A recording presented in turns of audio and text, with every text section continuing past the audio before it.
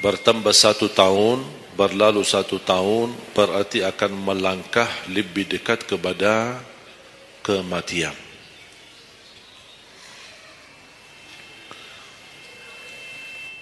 Sebenarnya bukan berapa usia kita, tapi apa isi usia kita. Isinya apa? Dan sebagaimana Rasulullah SAW menjelaskan di hadis yang sahih, di hari kiamat tidak akan tergeser kaki seorang sambil ditanya oleh Allah 4 pertanyaan. Berarti kita akan menghadapi 7 pertanyaan. 3 di kuburan, menghadap munkar nakir, man rabbuka, ma dinuka, man nabiyuka.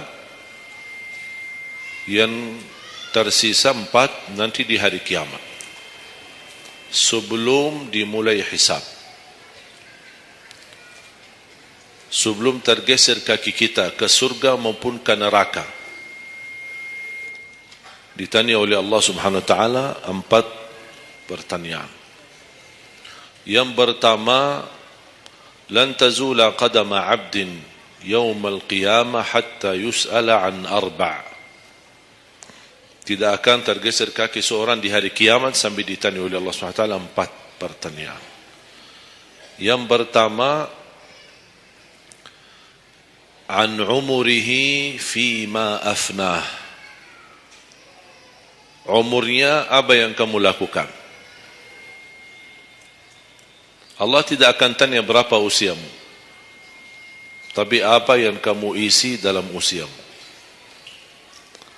60, 70, 100 tahun, kurang, lebih,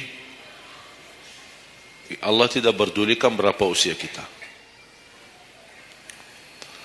Bahkan banyak para sahabat ketika ditanya usiamu berapa, dia menjawab usia saya 10 tahun. Padahal sudah tua, sudah di atas 50, ada yang di atas 40. Tapi kenapa begitu ditanya soal umurnya, dia menjawab 10 tahun. Ternyata mereka menghitungkan usia yang sebenarnya adalah usia yang terisi taat. Masa jahiliyah, sebelum datangnya Islam, mereka menganggap itu semua usianya sia-sia.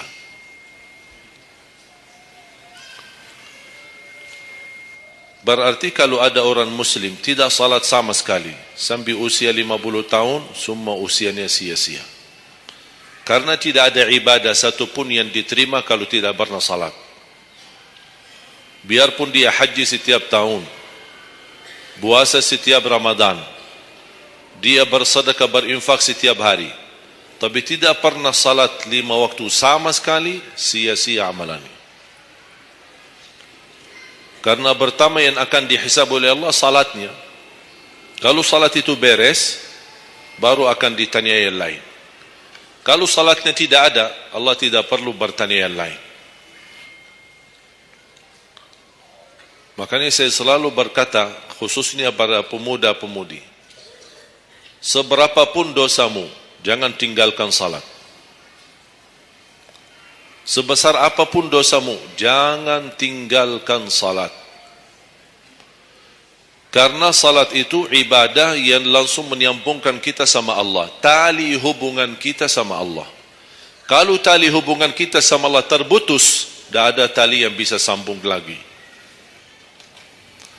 Dan selama anda menjaga salat, berarti masih ada harapan masuk dalam golongan yang akan diampuni Allah.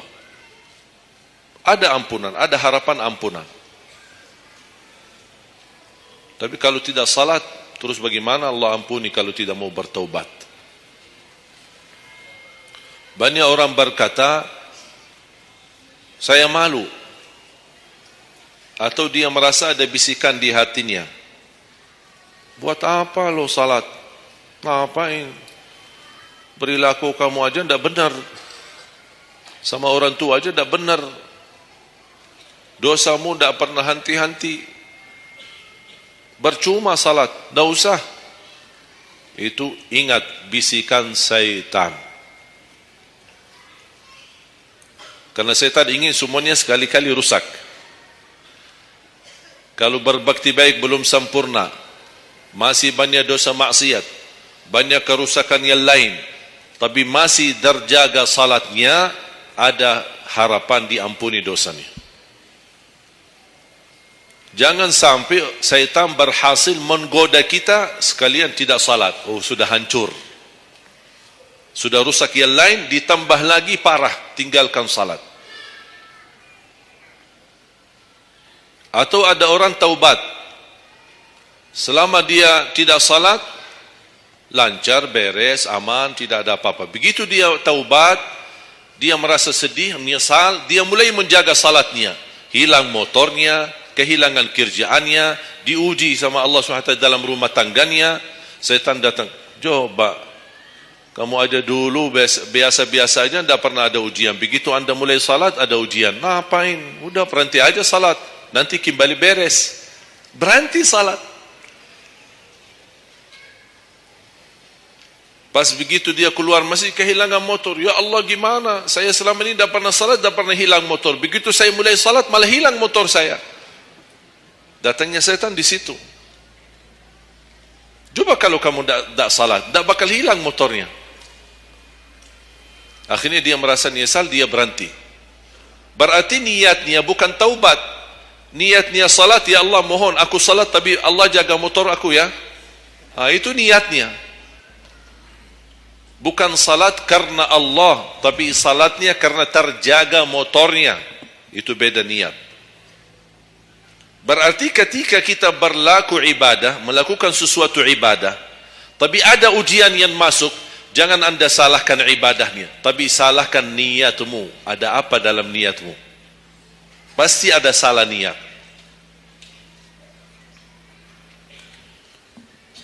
Dan itu inti daripada umur kita.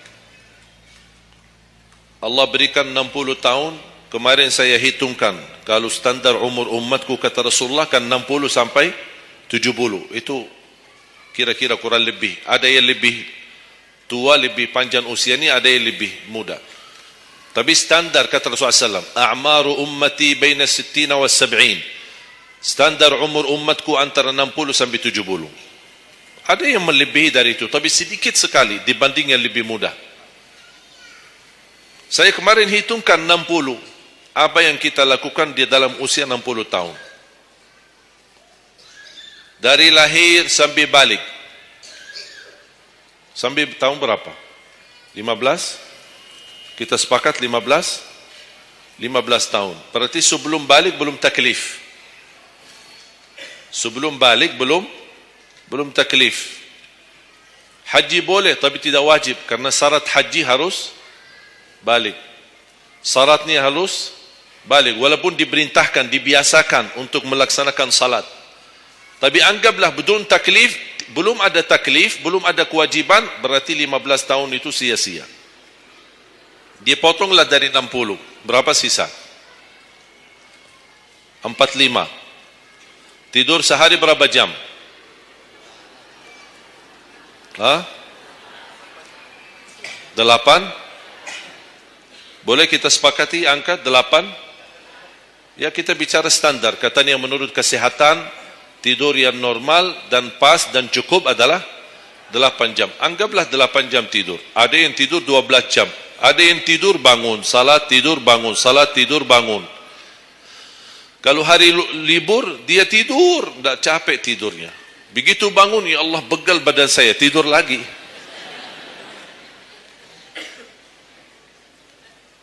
Saya hitungkan 8 jam. 8 jam dalam sehari berapa kalau dibagi? Dalam sehari. Sehari berapa jam? 24 jam. 8 bagiannya berapa jadinya? 1/3. 1/3 sehari tidur. 1/3 60 tahun berapa? 20. 20 tahun ngapain? Tidur. 20 tahun cuman kerjaannya tidur. Mulai dari 8 jam. Coba, memang terlihat angkanya tidak terlalu besar. Tapi kalau dihitung dalam usia 60 tahun, 20 tahun tidur. Ditambah 15 belum taklif, jadi 35. Tersisa berapa dari 60? 25. Cari nafkah dan rizki. Kerjaan, standar kerja, jam kerja berapa jam? 8. Berarti 60 tahun berapa jam? Berapa tahun kita kerja? 20 tahun. 20 tahun cari menjadi kaya. Tapi 20 tahun masih stres. Tak jadi kaya-kaya. Masih bermasalah. Ditambah habis 20 tahun pensiun, tambah hutang. Belum lagi hutang sana sini. Sekarang semua serba hutang. Dan yang aku heran, kenapa orang Indonesia suka berhutang?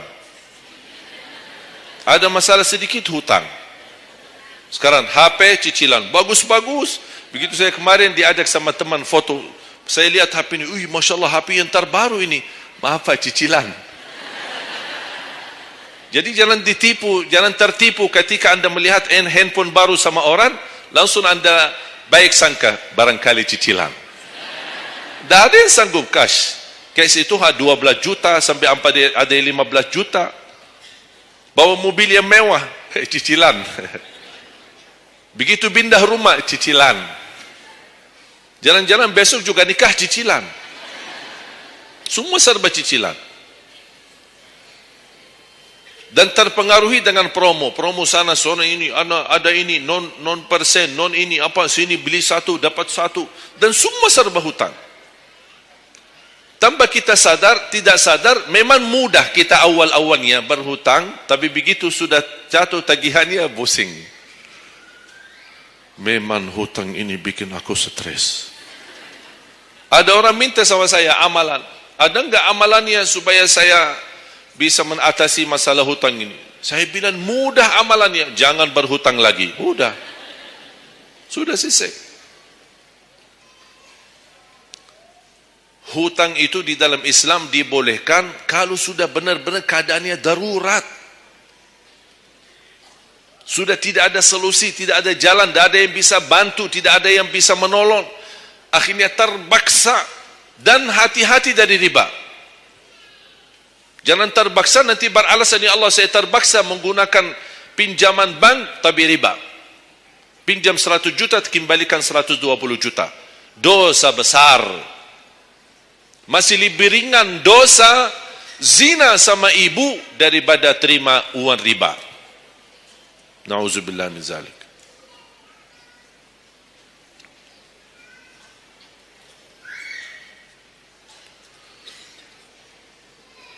Dua 20 tahun cari kerja. Tadi berapa yang tersisa? 25 kan? Berarti yang tersisa berapa? Saya belum bicara ibadah Bapak Ibu. 20 tahun tidur, 20 tahun cari dunia, 15 tahun masih belum taklif, tersisa 5 tahun. Saya hitung dalam 60 tahun, bagi orang yang rutin menjaga salat 5 waktu, tahu enggak hasil hitungan saya dapat berapa? Anda jaga salat selama 60 tahun, itu menghasilkan ibadah cuma 2 tahun 7 bulan. Total salatmu dalam 60 tahun 2 tahun 7 bulan. Karena salat 5 waktu berapa? Tidak sampai 1 jam. Tidak sampai 1 jam. Saya bicara yang wajib. Ada, bagaimana saya hitung kalau ada orang yang tidak salat sama sekali? Na'udzubillah, sudah habis sia-sia umurnya. Kalau tidak salat sama sekali. Makanya kembali lagi jamaah sekalian. Umur bukan berapa usianya, tapi apa isinya.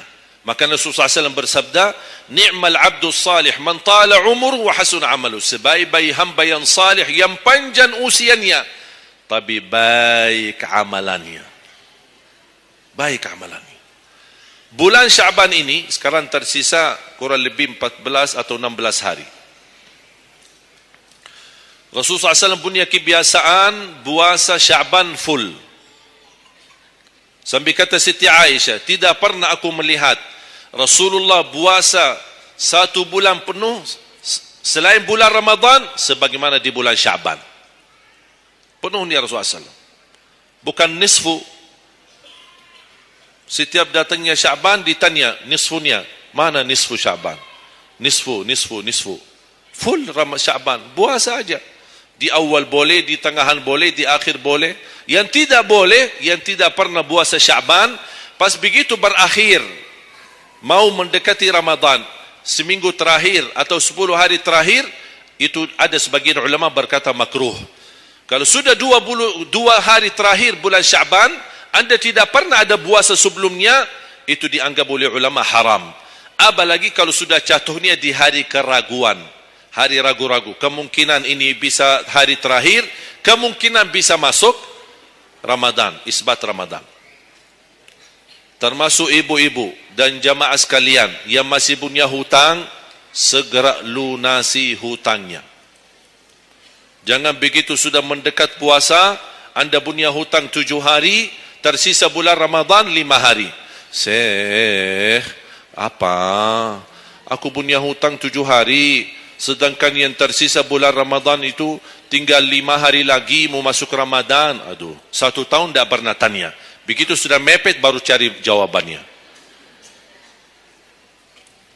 Itu karena hukuman nanti. Tetap diganti puasa yang dari tahun yang lalu. Tetap bayar hutangnya dan kena denda setiap hari kena fidyah. Jadi seandainya anda masih punya hutang dan masuk Ramadan, anda belum lunasi, tetap hutang itu terbawa nanti. Pas habis Ramadan, anda punya kewajiban bayar hutang. Tapi karena anda tunda, mundurkan sampai masuk Ramadan, anda punya kena denda. Ditambah lagi, bukan hanya bayar dengan puasa, ganti puasa, tapi ada lagi namanya fidyah. 1 hari 1 orang miskin. Diberikan kecukupan makanan. Makanya kembali lagi, yang punya hutang segera lunasi hutangnya. Jangan sia-siakan umurmu.